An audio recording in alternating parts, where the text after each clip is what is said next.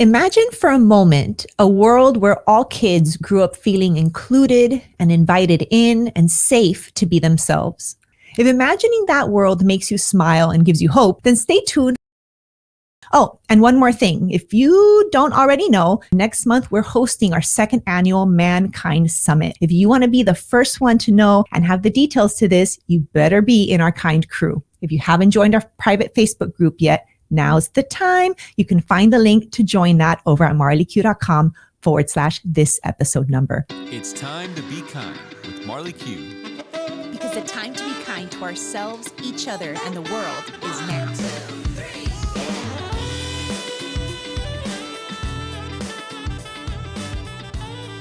Hello and welcome. Thank you so much for making time to be kind with marlyq and our special guest Parker today. She is a friend and a client. We've been working together for many years. This is the Education and Outreach Manager at the Dennis C. Moss Cultural Arts Center with the Miami-Dade County Department of Cultural Affairs. It is a mouthful and it is a huge undertaking and this role that this beautiful woman takes on so gracefully. Please welcome to the show, Annie Hoffman. Hello. Thank you so much for having me, Marly.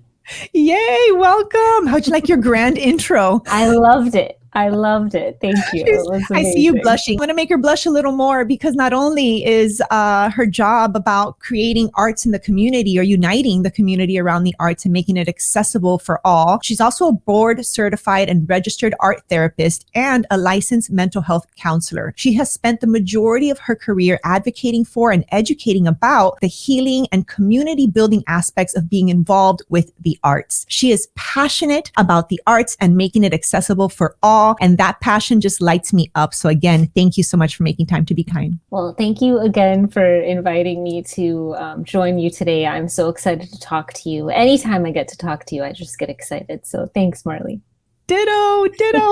And for our friends who are listening and spending time with us, maybe for the first time, could you remind us or tell us, what's a Parker? Yeah, so a Parker is someone who performs acts of random kindness and they're led by their desire. Well, I'm just speaking for me, I guess, but their desire to do things in community with others and connect with others.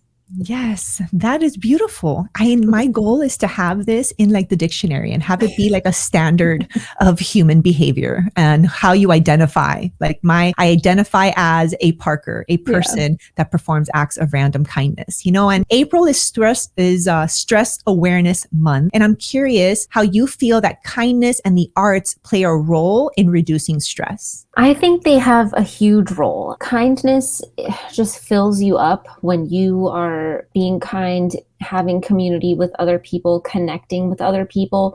You're filled up and that contributes to your overall reduction in stress and it makes us feel better.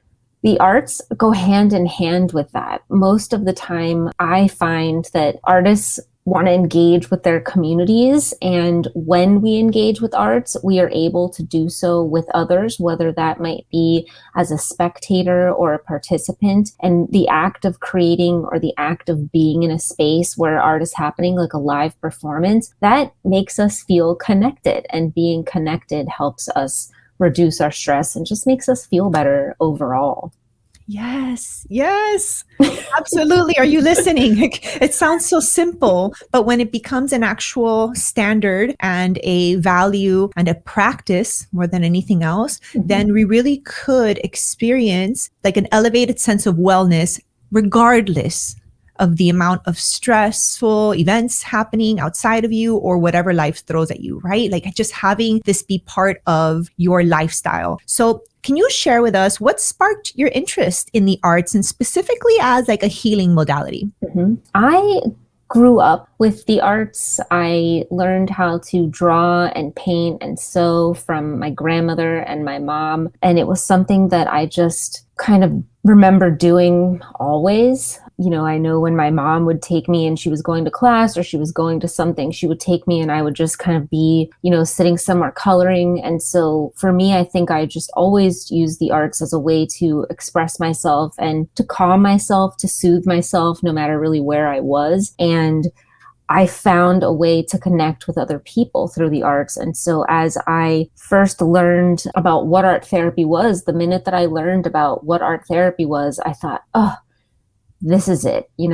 I felt like I was missing something as going through art school. I felt like I needed a little bit more. I wanted to go in a little bit of a different direction. And then I kind of found my community. And so to me, being an art therapist and working in the arts as an arts administrator and an arts education, it gives me that sense of opening the world up for other people and for myself too. And that's kind of what I think the arts and healing is all about, is just opening up the door to folks so that they can experience all the benefits that art making, engaging with the arts have to offer. I love that. And I love how it is parallel to kindness, right? Because the arts don't just benefit the artist and the one making the art, right? Art benefits the spectator, right? It benefits a participant, right? And that's how I feel kindness is as well. It doesn't just benefit the person that's performing the act of random kindness. It's also the person that's receiving it, someone that might have observed that or witnessed it, and it creates a ripple, right? Can you speak to that? Yeah, I mean, that's one of the things that I love about the job that I do currently as the education outreach manager at the Moss Center, is that I build these programs and create opportunities for folks. And so I see that kind of rippling out effect as being shared amongst the community, right? And the arts have a way of doing that in terms of just bringing people together from all different backgrounds to have this shared experience. And there's this bonding kind of thing that happens. It's hard to put it into words, but it's just such a magical experience that happens. And I'm always so grateful that I get to be part of that. That also happens when I'm facilitating an art therapy group. We have this shared experience where we're coming together and there's this rippling of energy going out. And yeah, it definitely has that parallel with kindness. I agree.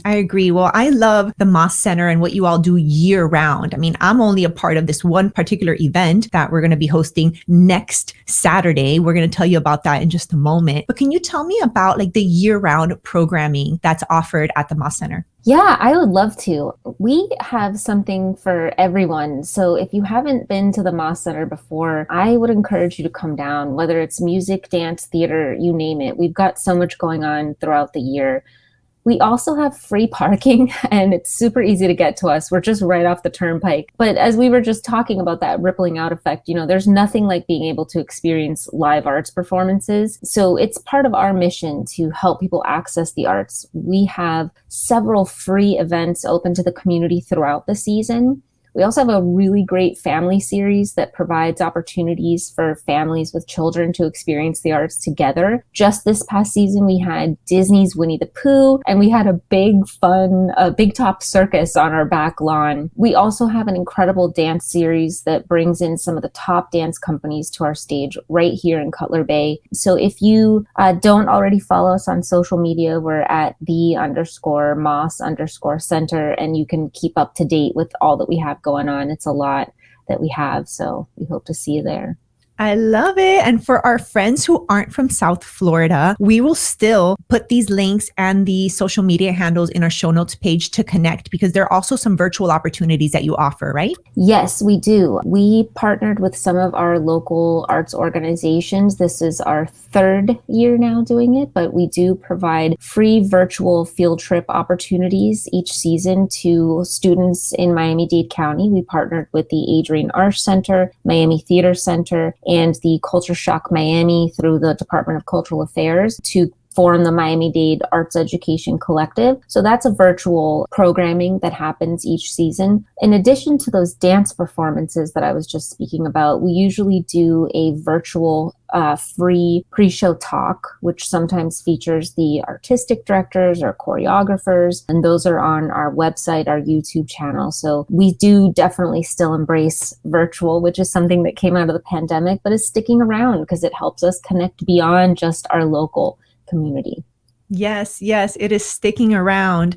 And this, retired recovering event planner made the pivot over to virtual. And I never thought in a million years I would say, wow, like virtual is here to stay. And at least as a kindness influencer and a leadership trainer, a speaker, a community builder, the work that I do, virtual is like the way that I can better amplify, right? Like this message and really unite people around the world that really want to create a shift in this world to a kinder one, right? And I think you're doing that work in small ways and maybe ways that we don't like see right away the impact of that. But I do believe in the ripple effect of kindness and the arts and these experiences that you're creating for all people, right? These are like accessible art programs. And I love that. So could you tell us about the All Kids Included Family Arts Festival that I'm so excited about? It's next week. I get to MC. I get to be a part of the team. I mean, I've been a part of the event for over a decade, so I'm bragging here. But this is one of my favorite events of the year, not only because it is completely aligned with my mission in life, but it is also just this spectacular like outpour and representation and embodiment of community coming together to celebrate the arts, participate in the arts, and more importantly, make it accessible and available to all. Can you tell us more about the All Kids Included Family Arts Festival? Yes, I would love to. It just so happens to be one of my favorite events every year too. I look forward to it. It's part of what drew me to this job and the Moss Center. So this is our 17th annual free All Kids Included Family Arts Festival. It's an incredible day where we invite everyone to come out to experience a fun-filled day of inclusive arts experiences for children and families with and without disabilities. As you said, this year, it's on Saturday, May 6th from 10 a.m. to 3 p.m. at the Dennis C. Moss Cultural Arts Center, or the Moss Center for short, which is formerly known as the South Miami-Dade Cultural Arts Center. It's the same place, we just have a new name. That's important to say. That's important to say. The South Miami-Dade Cultural Arts Center is now the Moss Center. There you go. Yes. So we will have sensory inclusive main stage performances where we have modified light and sound. We also have a quiet room that is staffed by the amazing folks from the Advocacy Network on Disabilities. We have some amazing performances from our local arts organizations, such as the Children's Voice Chorus. We also have something I'm really excited about. We have an immersive digital-based arts installation called Light Waves by South Florida artist Monica Lopez de Victoria. We've got great food options. We just have so much to do. So I really hope to see you all there. One other thing to add is that we have put up the schedule already on our website. And we do this as also a way to think about accessibility, is so that folks can have a chance to look at that schedule and think about how they want to plan out their day. We also have what's called a social narrative, where you can download that right on our website.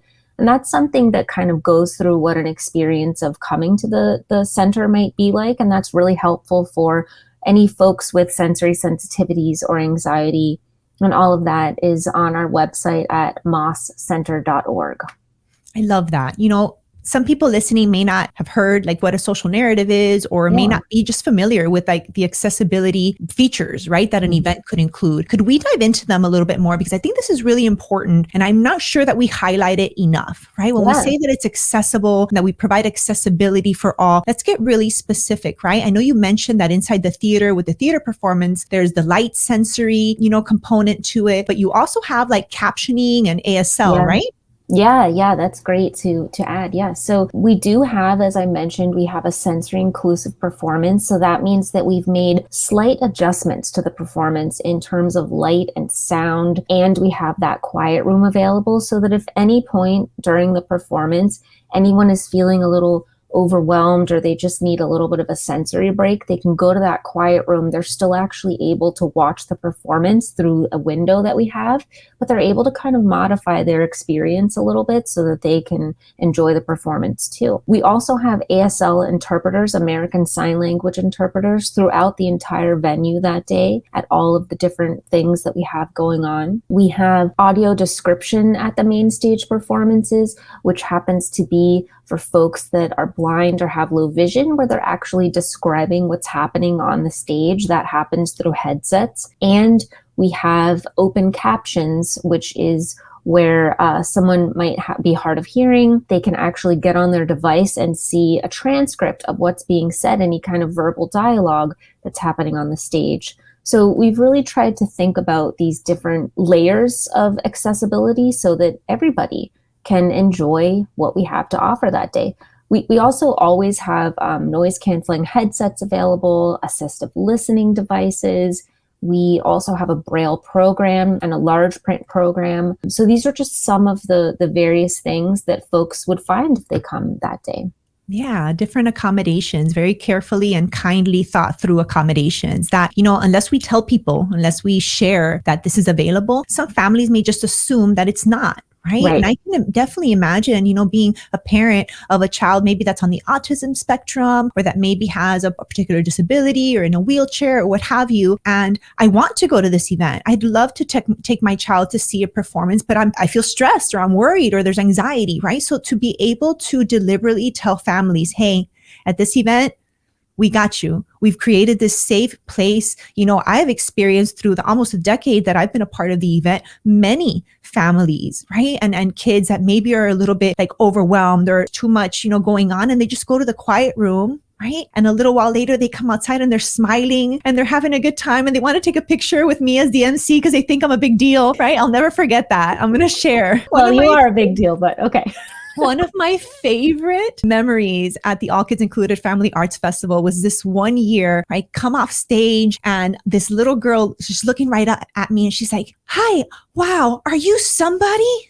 Like with these big eyes, she's like, wow, are you somebody? And I got down like kind of on my knee and I looked at her and I'm like, yeah, my name is marlyq. And guess what? You're somebody too. That little girl was like, she had me sign like her program. I did an autograph. Her mom took a picture. It was like so sweet. It was one of these memories that I will take with me forever. It's like, are you somebody? And so are you. And I feel that feeling, that kindness just permeates throughout the entire event. All of the staff, all of the volunteers, everybody that comes together really does come together in kindness, in a community building effort. And I really wanted to share my platform and this audience, even though it's not only South Florida, I really wanted to let the world know that the All Kids Included Family Arts Festival happens each and every year in South Florida. And it's not just this one-time event. Right? It's part of a larger initiative from the Miami-Dade County Cultural Affairs Department. Can you tell us about that? Yeah, so the All Kids Included Family Arts Festival is supported by the Department of Cultural Affairs and with support from the Children's Trust. And it basically is connected with this year-long program that the department runs called All Kids Included. And that has so many different facets that go on. The festival is kind of our culminating event. We also have a student art competition that runs every year. And at the festival, we have the award ceremony. We also show all of the artwork. We have the winning artwork in person, but we show all the artwork as well. They also do teacher training so that teachers throughout Miami-Dade County can have access to learning from some of the best and new techniques, best practices in working with children with disabilities. They run summer camps. There's an animation camp that they run that is led by a woman with autism every year that fills up every summer. So there's just so many things that All Kids Included Miami does. And I am just so happy to be part of it and be able to create and work with them to develop all these programs that we have for people throughout Miami. And you can find out more about that at allkidsincludedmiami.org. Oh, great. We'll include that link as well. I love that. We are just a wealth of resources here, just a little sneak peek at the amount of resources that are available when you connect with the All Kids Included Family Arts Festival. We have a beautiful list of community resource partners that all come together and basically volunteer their time this beautiful day to make available the resources that we have for families with and without disabilities in the community. So I love you and the work that you do and the great team over at the Moss Center. I am grateful anytime that I can, be a part of this initiative. And I just want to thank you for making the time to be kind with us here today and tell us about it. Thank you again for having me. I love talking about the All Kids Included Festival, and I love getting to work with you on it because you always just bring this positive radiating energy out. So I really appreciate you inviting me on today. So there you have it. If you live in South Florida, friends, and even if you have kids or not, I invite you to check out the All Kids Included Family Arts Festival on May 6th. Connect with the Moss Center and the All Kids Included Miami initiatives. You can find the links for those details over on my website at marlyq.com, this episode number. So whatever episode number this is, go to marlyq.com/that number. Oh, and one more thing. If you don't already know, May is Mental Health Awareness Month. And next month, we're hosting our second annual Mankind Summit. If you want to be the first one to know and have the details to this, you better be in our kind crew. If you haven't joined our private Facebook group yet, now's the time. You can find the link to join that over at marlyq.com/this episode number. Thank you so much for making time to be kind with Marly Q. See you next time.